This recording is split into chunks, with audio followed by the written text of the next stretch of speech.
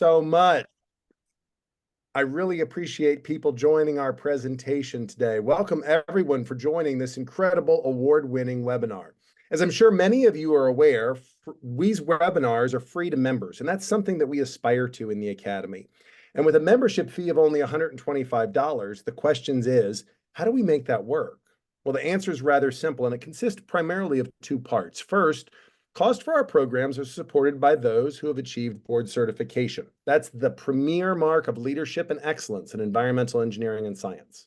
The fee for board certification is $225 per year, and the Academy is grateful to and proud of all of our board certified folks. And second, the cost for our programs are supported by our patrons. Patrons are those organizations who see benefit in the work of the Academy. And to ensure the success of that work, patrons provide us with much needed financial support. So you see the list of patrons currently for the Academy on the screen. Thank you to our patrons. Thank you for supporting our 5-year strategic goal to grow, connect, and diversify the environmental profession by sharing the stories of our members. And today is an example of one of those stories. It's an inspiring story, and I'm excited to share it with you. Today's webinar is an award-winning project. It's been vetted for excellence by our Excellence in Environmental Engineering and Science annual award judges, and it's been vetted by our Academy Webinar Committee. And specifically, today we're hearing from our 2024 winner of our grand prize in the Industrial Waste Practice category from the annual E3S competition. Back in April, President Wirt and I had the pleasure of introducing this award-winning project for recognition. And today I have the added privilege of moderating a webinar on this amazing work. Our speaker today is Terry Driscoll.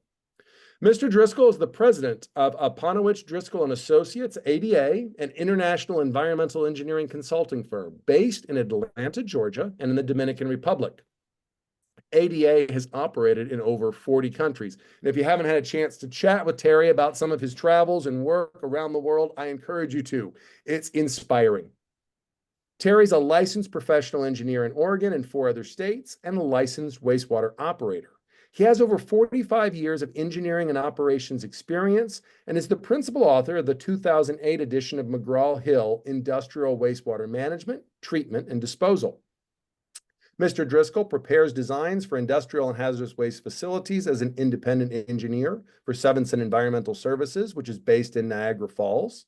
He's prepared and executed designs on over 100 projects with Sevenson. Terry holds a BS in mechanical engineering and an MS in environmental engineering, both from Michigan State University.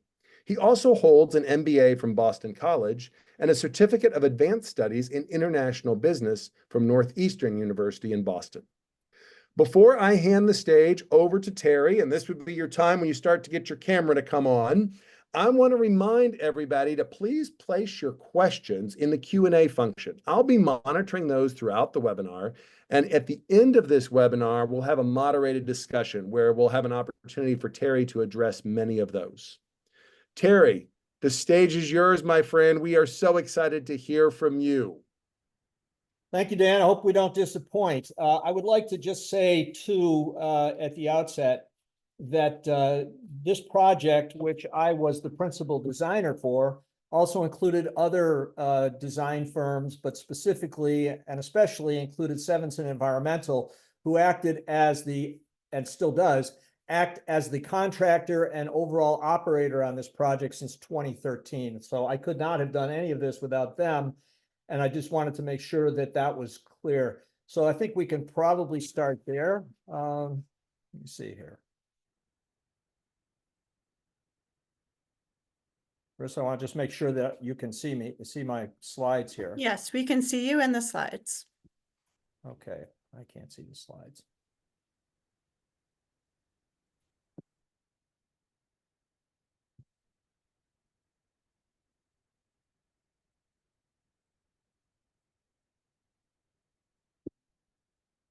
Okay, we're good here? Yes, it's advancing fine. Yep. Okay, I'm sorry. Okay. So this is, as Marissa mentioned, this is the Northwest Natural Gas Interceptor Trench Remediation Project in Portland, Oregon. Kind of a mouthful, but I'll tell you a little bit more about it as we go along here. ADA and Sevenson Environmental began working on the Northwest Natural Gas site in Portland. We've been working there since 2008 on an extensive remediation project, particularly removing pollutants from the site that were being discharged into the Willamette River, shown here, via the groundwater which runs across the site. The 40-acre site is on Northwest Natural's land, and it was the first project commissioned as part of the larger Portland Harbor Superfund cleanup site. By the way, that's Mount Hood on the upper left there. Just a little bit on site history. The Northwest Natural Gas was actually called Portland Gas and Coke Company. And from 1913 to 1956, they operated a manufactured gas plant on this site, as shown in this photograph. During that time, manufactured gas plants existed throughout the United States. They used coal and oil to produce gas for lighting, heating, and cooking street lamps. In addition to gas, manufactured gas plants also produced byproducts. They included coal tar and lamp black, and any byproducts that could not be sold were removed for disposal or remained on the site. Volatile and semi-volatile organic chemicals, cyanide, and heavy metals were deposited on the soil at this site. Benzene, toluenes, xylenes, naphthalenes are present, along with hazardous FOO2 listed solvents from another company that's adjacent to the site.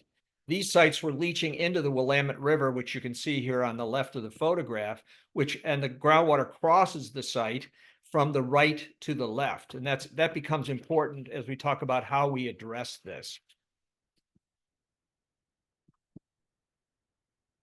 Specifically, what was done here is a hydraulic control and containment system was designed by Anchor QEA of Seattle, Washington, to intercept and capture all of the contaminated groundwater crossing the site before it reaches the river, as shown in this figure. This was a question: how do we ensure that all of the groundwater, which is flowing on the picture here from right to left towards the river, how do we ensure that all of the groundwater is captured? And they came up with a very ingenious hydraulic control and containment system, which continually measures the level of the Willamette River, which is both tidal and seasonal. So that level on the left moves up and down pretty significantly. And so the way this was done then is we monitor both the level in the Willamette on the left and the groundwater on the right to ensure that there is always a 1-inch differential between the river and the groundwater, where the groundwater is at least 1 inch below the river level. What that does then is it assumes that at least a little bit of the river flows into our wells that you can see there. So as that river level drops significantly, we have to pump harder to actually pull the groundwater down so that we can get that into treatment.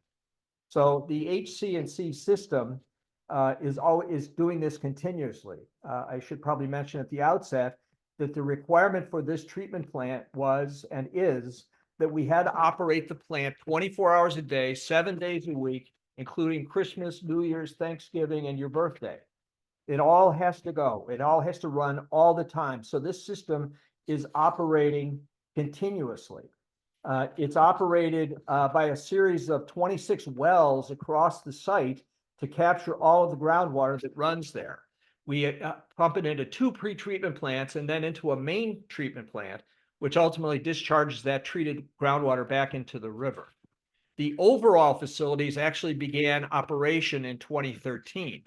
And here's another picture of 2 of the HC&C wells and flow meters. As I mentioned, there's 26 wells in the project so that we keep the groundwater level continuously below river level as it crosses the site, and all groundwater is captured before it gets into the site, before it gets to the river, excuse me. And here's an overall view of the site. You can see the direction on the bottom there of the groundwater. We began treating everything in 2013. Well, maybe I'll go back, and the direction of the groundwater here is with the orange arrows. The new interceptor trenches are shown there in green and blue. We determined that became necessary when we found in 2021 that the HC&C system, which is at the top here, was capturing groundwater as it's going across, but then the groundwater flow pattern changed. And that we needed to put in additional interceptor trenches to capture groundwater at different levels than we were capturing it before. So we created a new series of wells that captured this groundwater in these interceptor trenches. The new system, then we determined we would tie into that pretreatment plant that's shown there, which I'll talk about in just a minute, and which was existing at the time. We expanded that some, and that ultimately is discharged into a main treatment plant for further treatment and discharge. We wanted to share with you the quality of the water that we found in those trenches. This is the quality of water in micrograms per liter, but you can see that the volatile organic compounds are pretty significant. We're over almost 11 milligrams per liter, 10,000 or 11,000 micrograms per liter. Polyaromatic hydrocarbons about the same. Now we start getting into the other real challenges. Total iron was 50,000 micrograms per liter. And also a nice added measure is that is found in the ferrous form, which is soluble. So we had to make that, we had to get that out because we do have an iron standard on the project. In addition, we have oil and grease at 111,000 micrograms per liter or 111 milligrams per liter. This oil and grease was mechanically emulsified after being in the ground since the early 1900s. So we had an emulsified oil and grease problem. We had ferrous iron, and we had high levels of VOCs and polyaromatic hydrocarbons, or PAHs. And you can also see from looking at that, there's quite a bit of variability between the minimum and the maximum and where we ended up in this overall thing with an average. There's a lot going on here, and it changes a lot. This is the nature of what we found on the left. That's what we were pumping. That's what we did a treatability study on, because as you might guess, solving all of these problems, you can't just do it out of a textbook or out of your head. You've really got to look at some of these things and say, I don't know exactly how these things interact with each other and exactly how these things are going to work together. The problems posed by the pollutants that we found are, first of all, how to handle oily emulsion with oil and grease levels at 230 milligrams per liter. We also had cyanide, if you remember from the other table. We had to keep the cyanide in solution until we treated it in the main treatment plant. How to remove over 50 milligrams per liter of ferrous soluble iron by more than 98%, because our limit is less than 1 part per million. How to maximize heavy metals present, such as lead and mercury, that we also have very low discharge standards for in the fractions of microgram per liter level. How to maximize the removal of organic compounds in the pretreatment plant to extend the life of the activated carbon that we have in the main treatment, the liquid phase carbon in the main treatment plant, and how to achieve these treatment objectives at the lowest cost without cross-contaminating soil or air in the process, and how to incorporate all of this into the existing plant and provide it all of the needed equipment backup, flow, and load. So this was a continuing requirement that actually we had to do on a 24/7 basis. Everything had to be done. We had to maintain the existing operation on a 24/7, Christmas, New Year's, your birthday, even during the construction of these facilities. So this is a summary of the design approach that we took. The first was the de-emulsifier addition, which was to break the oily water emulsion and then allow for the separation of that oily water from the rest of the water. The LNAT, and by the way, this oily emulsion was at a specific gravity of about 1.01 or 1.02, meaning it didn't readily separate in its then condition. And even then, we get both LNAPL or light non-aqueous phase liquids and HNAP or heavy non-aqueous phase liquids. We had both. So we had to break the oily water emulsion first and allow for separation. We had an oil water separator that had passive carbon on it because we had so many volatilized organics that we didn't want to have that spreading all over the site. So we capture those volatilized organics through the oil water separator as we're separating the now non-emulsified oil and water. And we had to adjust the pH to 10.8 to 11 with caustic. Reason, we needed to keep the cyanide dissolved. We're doing a number of things here. We have to keep the cyanide dissolved. We need to rapidly convert ferrous iron to ferric iron, which is then going to be removed. And we need to facilitate other metals precipitation, if there's any copper, if there's any lead, if there's any mercury, because we have very low standards for all of those. We then looked at diffused air stripping with vapor phase carbon. So again, we had no cross media contamination of organics that we were stripping out of the solution. So with the diffused air stripping, we were accomplishing a number of project objectives, process objectives. That is the stripping and capture of organics, conversion of ferrous to ferric iron using the oxygen that we're adding, mixing of the caustic to keep it in solution and keep the pH in that 10.8 to 11 range, and then keeping all the solids in suspension. If you remember the photograph that we showed, the aerial photograph, the pretreatment plant is actually some distance away from the main treatment plant. So we are out in an area here where we do not have the ability to dewater solids. So we had to convey all the solids that we're generating by converting ferrous to ferric iron, for example. All of those solids have to be conveyed to the main plant. We're not dewatering out on this site. So if you look here, this is actually the facility that we had and then added to. We have the line, as you see there, from the Interceptor trench, which is the yellow line coming in. We have air strippers there. You can see maybe the air stripper lines going over to, on the lower right there, the vapor phase carbon. We run through the oil water separator and do all of the other things, adding caustic and running through the air stripper, and then taking those byproducts and then pumping those from the pretreatment plant to the main plant.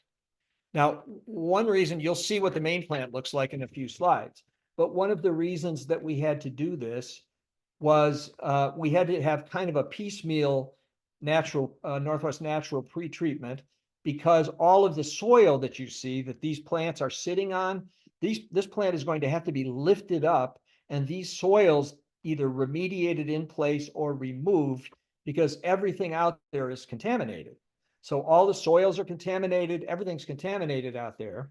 So at some point in the future, we are going to have to move those facilities to do that and keep the facility in operation 24/7 and on the rotation.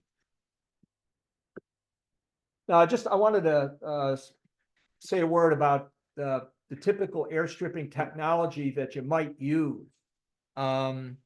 If you're familiar with air stripping, you can look at a tower air stripper. These are commonly used in old gas stations and things like that, where you pump the water up to the top of the tower and you run bubble air up through it, and you've got a bunch of packing in there, and you try to vaporize the organics there and pull them off. Similarly, with the tray aerator, you are looking at a different kind of operation, but essentially the same thing, that you're creating air flowing up through the trays and the water flowing down through the trays. Now, the problem with this is, as you saw earlier, is that the iron concentrations that we have here are significant. They're 50 to 70 milligrams per liter.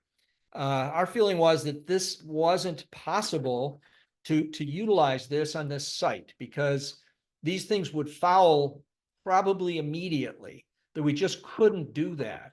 And so what we did is we looked at diffused air.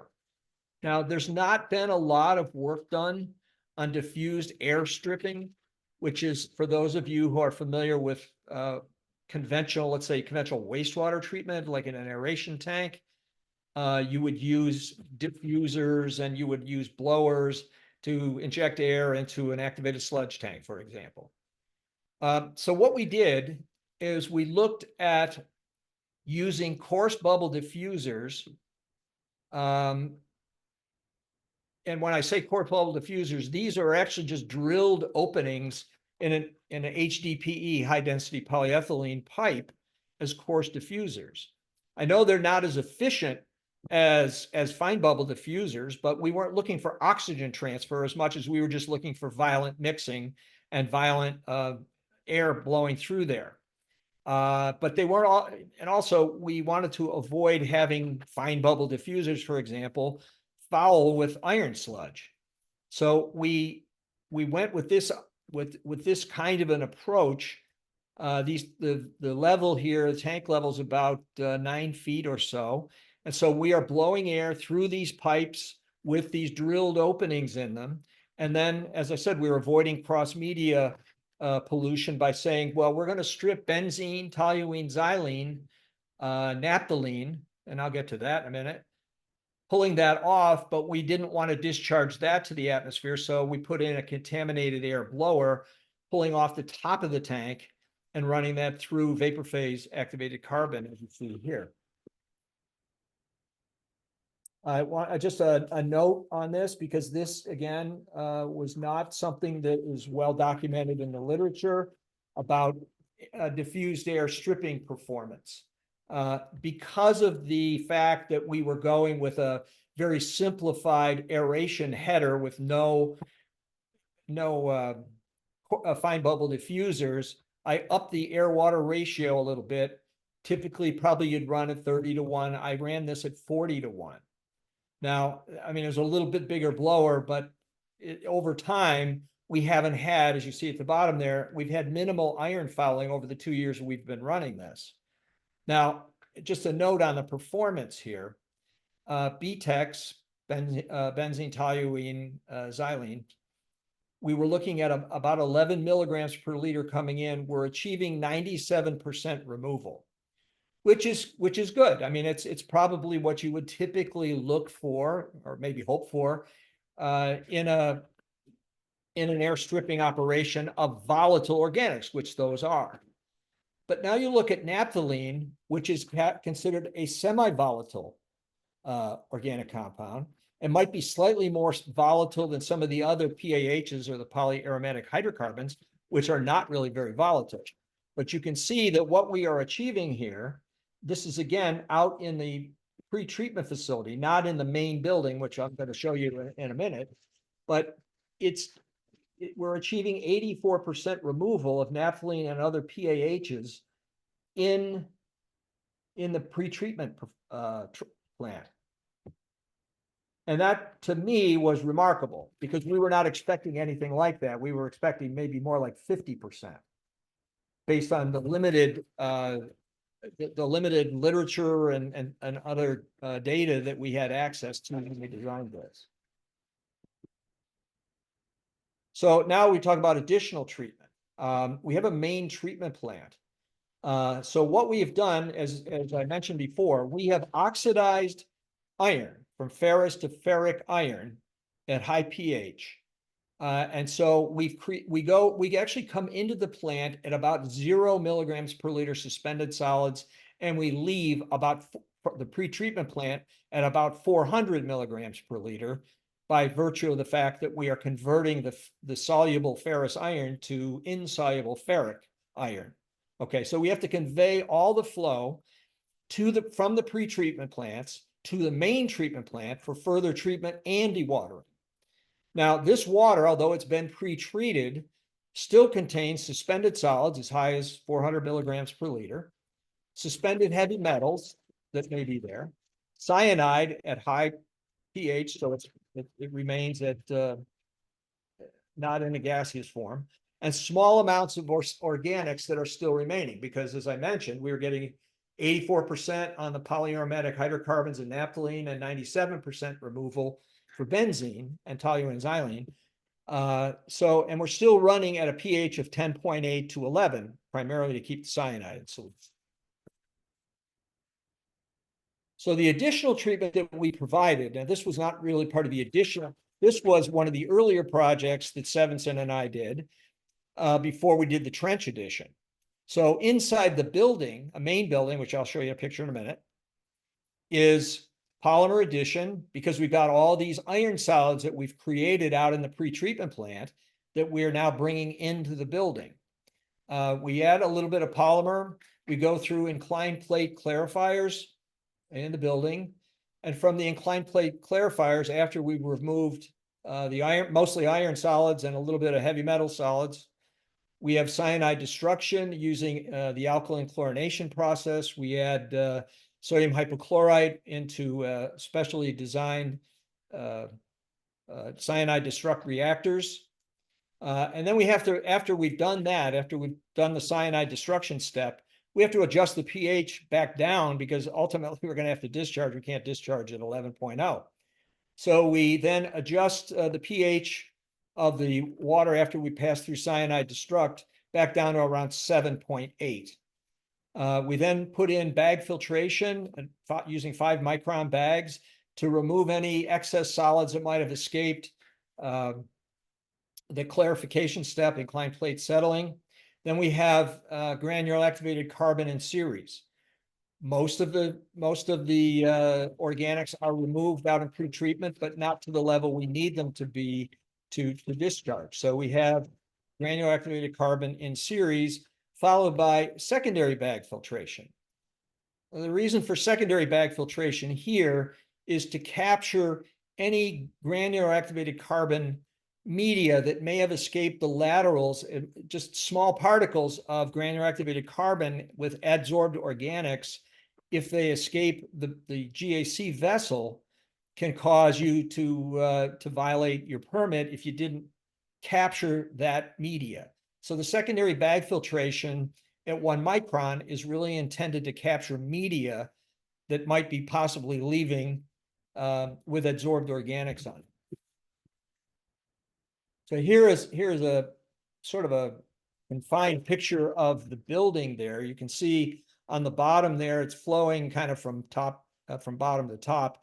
The inclined plate clarifiers there, followed by the cyanide destruct reactors, the bag filters, and then the granular activated carbon before we go out of the plant. We also, I haven't really focused on sludge handling on this, because that really wasn't part of this project, but we actually take all of the solids that are removed in the inclined plate clarifiers.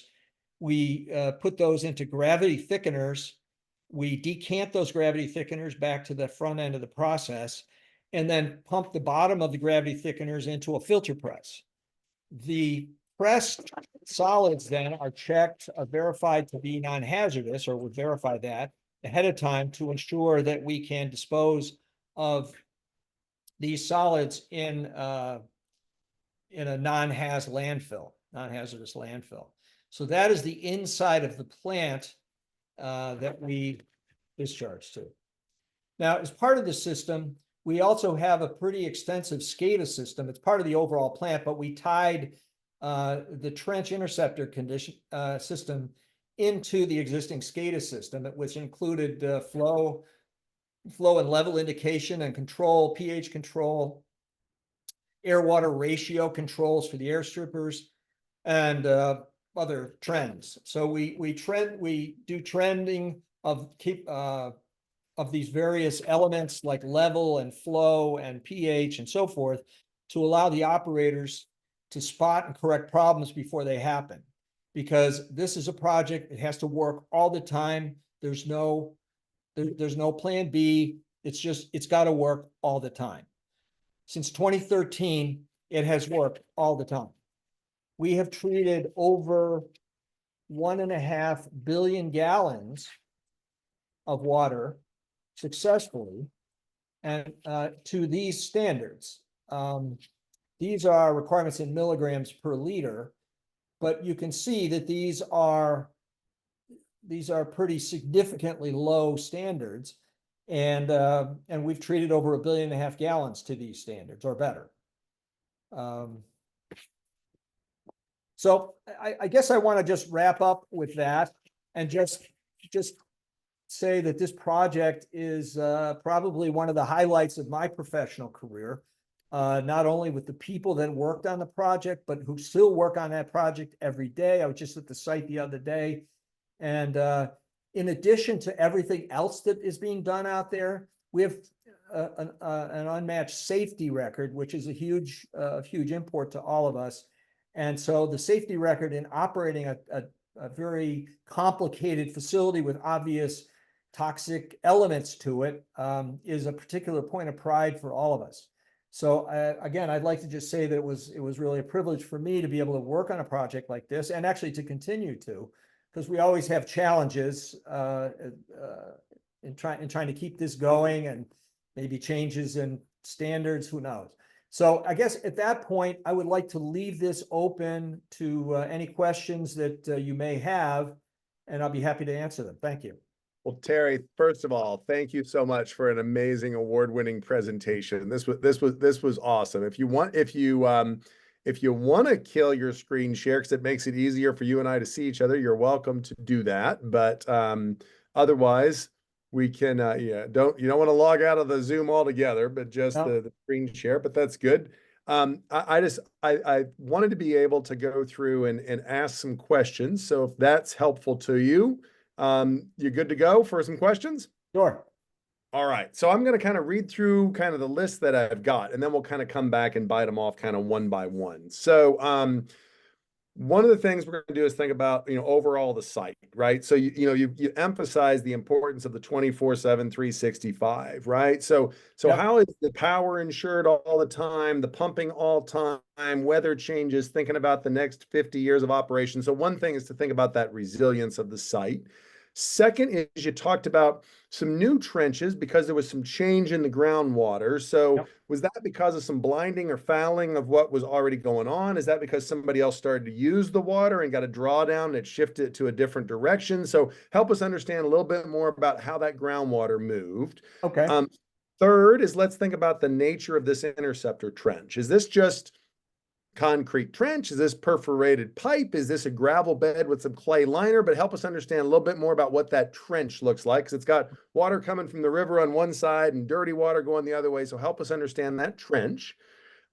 Pre-treatment and treatment really seems focused very much on physical chemical process. Nice application for that coarse bubble diffuser, and the way you talked about, grabbing the gas that comes off that and looking at some activated carbon scrubbing.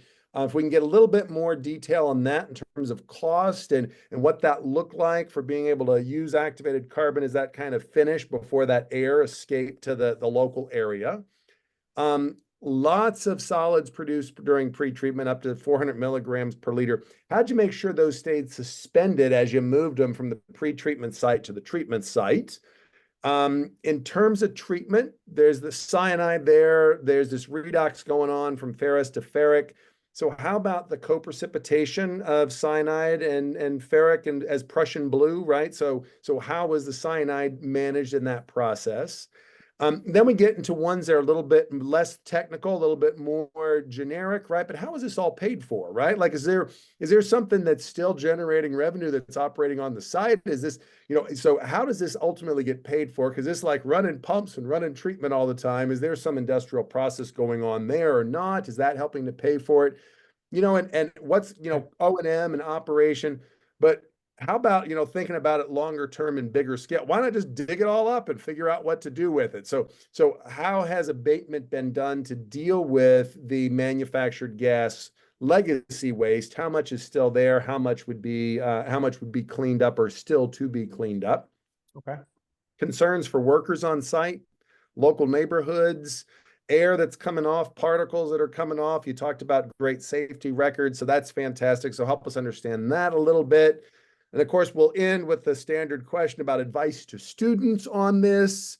But before we transition into this long list of questions, Terry, tell us something about those beautiful guitars you've got hanging behind you there. Though that is magnificent. So I knew that would get a smile from you. So tell us about the guitars. Okay. Well, we'll get into the details here. So. This is what I do when I'm not doing this kind of design.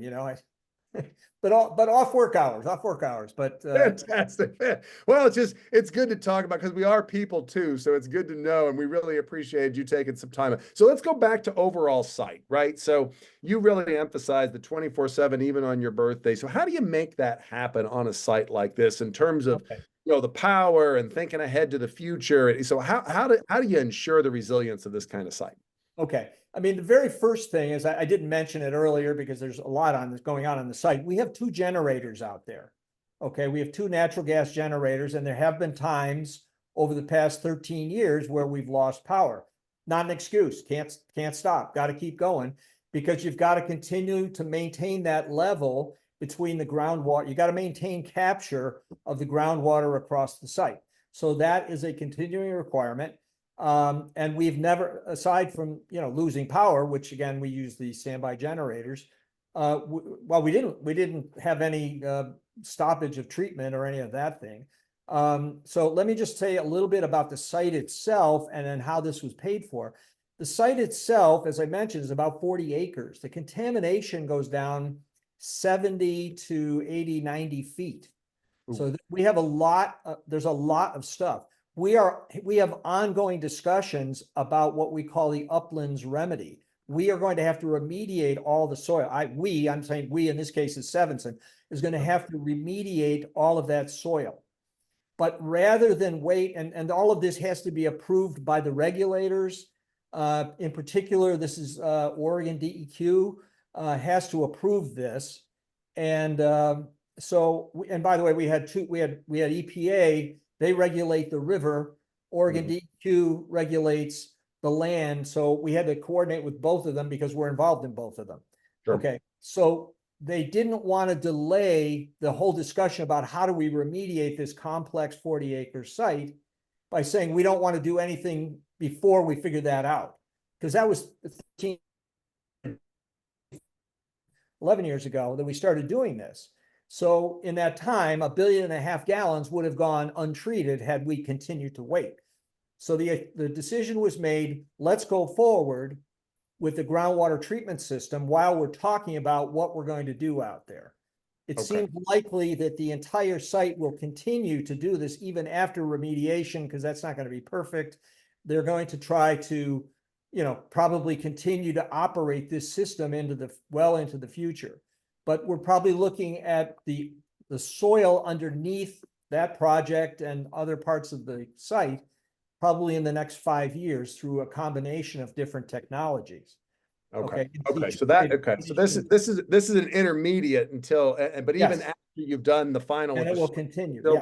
Yeah. And as far as paid for, this was paid for completely by Northwest Natural Gas. They have an ongoing site there. Okay. And so they have an ongoing site, and they pushed harder than anybody to get this plant constructed. We had more pushback from the regulators who wanted to make sure that it was done just this way and that way. But so this was paid for completely by Northwest Natural Gas. Okay. So the client really wanted to see this there and be successful. Yes. Oh, that's awesome. Yep. That's fantastic. So let me think. There's a bunch of other questions. No, we'll walk through them. I've got them here. It's okay. I've got them written down. So this helps us. So it helps us with the site. It helps us with. So one of the things you talked about was that the groundwater flow changed, and you went from one system to. So how did that happen? Was it did something get blinded up and the water stopped moving the way it was supposed to, or did somebody draw it down and start moving it in a different direction? So how did the groundwater start to shift? Well, this isn't. Or do you know? 100% my area, but generally speaking, again, when I was mentioning about the HC&C system, the 26 wells, those wells are all at different elevations throughout the site, and the groundwater there and the aquifer are very complex from all the waste that are deposited there and so on. And the wells are not pulling with equal strength all the time. All the wells are pumping at different rates. And so just the combination of things that after 8 years, they said, some of this we seem to be pulling towards the surface, and it may be shallower than where we are operating. And so we need this. This was something that Anchor QEA saw as the designers of that system, as well as the regulator. And they said, well, okay, so we need to put in two trenches at a shallower elevation to capture this shallower groundwater. So Okay. that what was done. And then and the nature of these trench, right? So I mean, is this, is this concrete? Is this perforated pipe? Is this gravel? Is it clay? Or Yeah, I think it's gravel and there's a submersible pump in there and so forth. So they capture this in a pipe, but I'm not positive that detail. But I know that the water that that we're pulling out of there is really something. Really something. I saw that picture. I was like, that well, and it's really, so your pre-treatment and treatment sounds really, comprehensive for a physical chemical process. And so you've got the coarse bubble, you've got the deemulsifier, you're getting stuff out, it's floating, it's settling, you're getting stuff precipitating, right? And then of course you're going to some air scrubbing. That's an elegant application for the coarse bubble. People were curious about commercial applications of that. Did you just, get some PVC and a good old drill and go to town, or was there something there that was actually purchased? But then when it comes off, you're putting a little bit of activated carbon to grab some of the last little bits that are coming in that air. So if you can speak a little bit more to the coarse bubble and how you use the activated carbon to kind of finish off that air coming off. Okay. Again, the coarse bubble, we actually found after we had done this analysis that we actually did not need an air permit for this site, which was kind of surprising, but we didn't. Wow. But Okay. the client, the nature of this client is, let's put it in there, because you mentioned about neighbors. We don't really have any neighbors nearby. Exactly. But they said, look, we want to make sure that with all the stripping of this stuff, and it can be pretty significantly odorous. Yeah. Let's just take care of it. So we put in 16,000 pound boxes of vapor phase carbon. Okay. Okay. I think we're probably changing maybe once a year, once every 2 years, something like that. But there's no odor out there. No odor. Yeah. So you're fully loading them up and then changing them out, and it's kind of straight across. Yep. Okay. So we monitor the air coming off the carbon to verify that we're not seeing breakthrough. And when we do, we bring in a new one. Perfect. Makes sense. A lot of pre-treatment there, a lot of those solids. You said up to 400 milligrams per liter. How do you keep them suspended as you're moving them over to your treatment system? Okay. That was a design feature because we knew that was going to happen. And because we knew we had to take it from pre-treatment, probably about 1,000 feet, pumping it over to the main treatment plant. What I did is I designed the pumps to operate in the pipelines at higher velocities. We put in high velocity pumps to, smaller pipelines so that the velocity would be high enough to keep the solids suspended. Now, the other problem here is that we get iron growth in there. Okay. And we are continuing the biggest maintenance headache that we have on the project is iron. It's not all those elaborate VOCs and all that. No problem with that. It's just basically iron is always the problem, because it fouls up the volutes, the impellers. And then we actually had to put in a separate pipeline to the main building so that we could actually jet out one pipeline while running the other one. Because the iron growth, iron bacteria growth, and just the iron in that pipe, even though it's HDPE pipe, which is one of the smoothest interior pipes, it still grows like crazy, and we have to jet the line. So again, the 24/7, including your birthday, we jet the line. And in fact, I'll tell you, one of the things that we looked at as a possibility, how do we jet the line easily, is we looked at ice jetting. We looked at the idea of putting ice in the line and jetting it with that, so that the water, as it did that, it just broke up and came into the plant. But we couldn't really figure out a way to use that much ice or get that much ice into the line. One of those challenges that we were not able to overcome. I was going to say that'd be one heck of a cocktail coming out the other end. That would have been added to this presentation if I put it in. Whole different presentation on that one. So in terms of iron is probably the main issue that most of our operators have to deal with on a day-to-day basis, and the consequences of that. But conveying the solids into the plant was one of those things that we said we've got to make sure have anything settling out. And even the wet wells we made conical, so everything then dropped down into a deep cone and then was conveyed in there at high speed. So that's how we did that. Oh, makes sense. And so, and so that's how you keep keeping this. So then that iron, you've got some of that cyanide. So how about, co-precipitation of cyanide, iron, what we call Prussian blue, right? So how is that managed? How much of that was? We have to use, pretty significant amounts of sodium hypochlorite because the iron cyanide bond is really strong. And we had to look at a couple of different things. And we piloted this ahead of time. We looked at ultraviolet, advanced oxidation. We've looked at just using hydrogen peroxide, and we've looked at sodium hypochlorite. And we achieved it with sodium hypochlorite. Just as an interesting aside, the UV manufacturer who rented us his equipment would not give us a process guarantee on this operation to handle cyanide because he looked at the waste. You saw the beaker on the left. He said, "I can't get the light to go through that." Of course not, right? I can't do that. So we had to look at something other than advanced UV. It just wouldn't work. No, I was going to imagine. I couldn't imagine even if you got that in a pretty small stream. I mean, there's a lot of shit that would go on there. It's just so black and dark and everything. No, you couldn't get the light to go through it. All right. Well, and you touched on the idea of, how it was paid for. So is there any industrial activity going on the site, or is it basically just a fallow site that they're maintaining No. It's ongoing. There are a number of sites, and there is a port there. So they actually have product going in and out and so on. No, it's a working site. There have been other people who lease land on the site that have used it for different things over the years, but it's still an ongoing site. Okay. So yeah, and NW's managed. I mean, Northwest is, they're the ones in for it. So this is not a legacy super fund. Somebody, shuttered up and left something behind. This is absolutely not. They control it. They own it. They're working with it. They're figuring out a long-term solution. Oh man, a lot of costs going to be involved in cleaning up that legacy, isn't it? That's a lot. So one of the things then we were thinking about is, there were a few that came in kind of as we were talking that are a few kind of like details things. Incineration for long-term solution or part of this? Where does your sludge go that's coming off of this system? Yep. How about those in terms of some technical details? Incineration, the organic content is, we were looking at that saying, well, it's high. It's high when you're considering it in water, benzene, at say 11 milligrams per liter, but we're stripping most of that. So the organic content of the sludge is low. It's mostly iron. So there would be nothing to be gained by incineration, but there would be, I'm sure, to go through that in Oregon would be extremely difficult. We take it, as I mentioned, we characterize the solids every, I think a couple of times a week.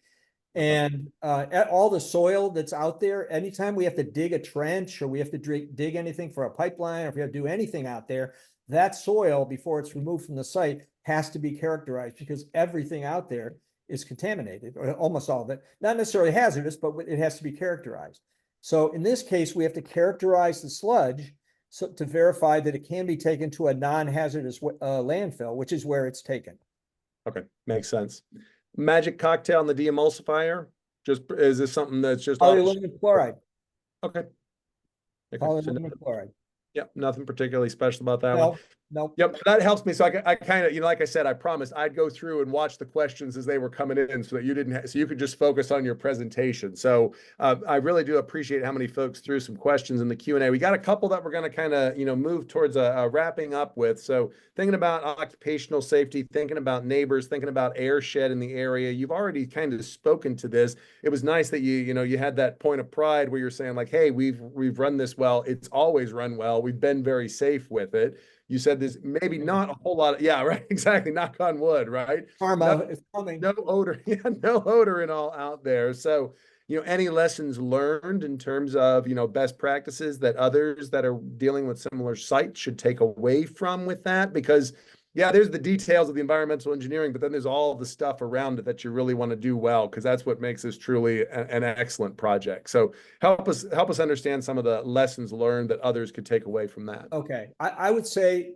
first of all, just trying to think through everything, how to make like that diffused air thing work on so many levels.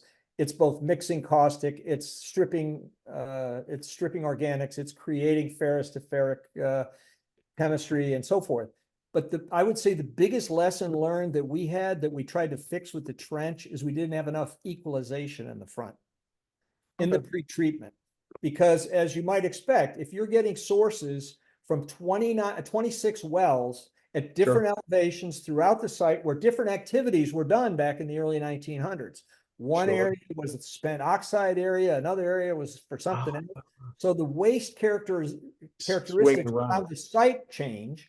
And so when you're pumping with these various wells at different elevations and then the groundwater flows change, we didn't have enough equalization out there. And so storage became an issue. Of course, that costs money. And if we were to do it in the building, I would love to have had more storage, but we just didn't have the space for it. The building is put in a place that we don't have to remediate. It's the only really clean area of the site. So that we're back to, well, if I put equalization out there, this is the counter to this. If we put equalization out there, how long are you going to hold it? Or do you have to aerate it?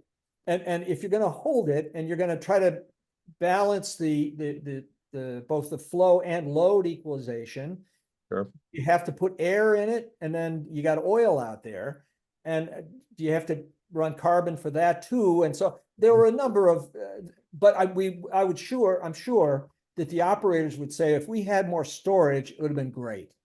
Sure. So I'm not sure if it's exactly a lesson learned, but I'm a big fan of, particularly in industrial and hazardous waste projects, of equalization ahead of everything. It just makes things, smooths things down, smooths the flow down. Everything becomes easier. Other than that, any rule of thumbs in terms of how much EQ to have? Well, of course, most people would say a day, but I think that's probably too much. You can run through a normal ripple diagram kind of analysis where you look at or inflow hydrograph, where you look at that kind of stuff and say you could probably cut that down to 8 hours or something like that, 8 hours of production.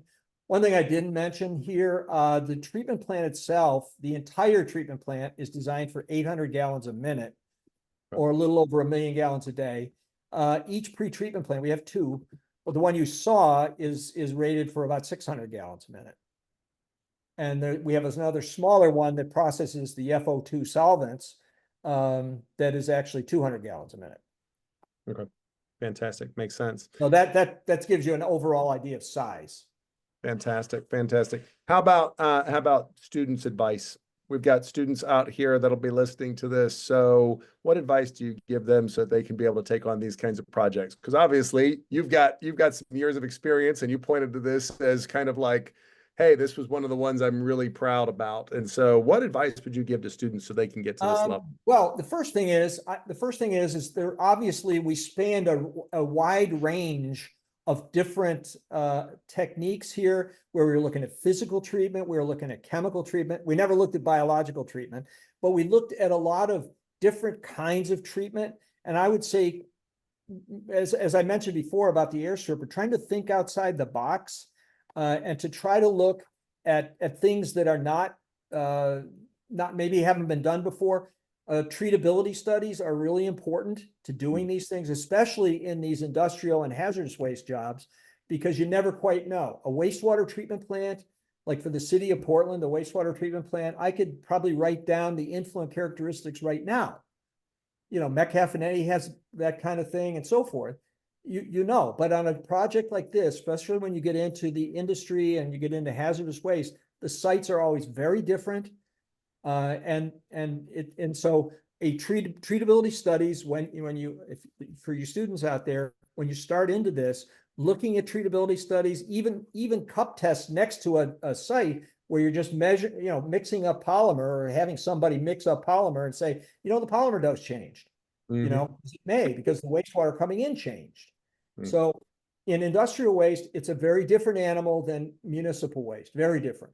And it changes all the time. So I think the fact that we do treatability studies, the fact that actually to build the whole plant, we did a pilot test at 150 gallons a minute for 3 weeks, and tried to establish, kind of what would work best and so forth. We found, for example, that advanced oxidation wouldn't work because the water wouldn't let the light flow through it. So we couldn't do cyanide destruct. So I'd say thinking outside the box a little bit and making sure that you bring all of your talents and all of the things that you learn to bear on this, and maybe a few things you could learn, but always remembering, of course, that somebody actually has to run this. Yeah. So it can't be, it can't be just some theoretical exercise or something that's, you're going to put this on paper and somebody's going to say, how do I run this? Tell me how to turn the knobs, right? So. I can't run it off cartoons. I don't know what this is. So how do I run this thing? So trying to think about the operator and trying to understand, kind of what kinds of, I would say that anybody who's in the environmental engineering profession might want to look at operations. And so I become a licensed industrial wastewater operator, and it's great. I mean, in terms of what you can bring to the design itself, because operability is one of the main considerations in this. It's got to be, because ultimately, what I did back in 2012 when we did the original design, or back in 2021 when I did the trench design, doesn't work if it can't be operated, or it's just crazy. So you got to try to go through that. And I would say certainly another, not really a lesson learned because we did it, is that we talked to the guys that were actually going to operate the plant about what we were doing. And so, and verifying that in fact that seemed to fit with their own view of how the thing ought to be operated. So operability, bringing operability to the design is always something you should be looking at as a young designer. Fantastic. Terry, thank you so much. Once again, congratulations on an award-winning project. It's fantastic. This was great. And we will turn it over to Marissa to wrap up for us. Okay, thanks everyone for all your questions, and thank you to Terry for sharing your knowledge with us today. We have several webinars planned in the near future, so you can go to aaees.org/events and reserve your spot. Just a reminder, if you're not yet a member and you're considering joining the Academy, please email me to discuss our membership options. And last but not least, our PDH certificates for this event will be sent out shortly. That's all for now. We enjoyed being with you all today. Thank you so much and have a great day. Thank you, everyone. Bye-bye. Bye-bye.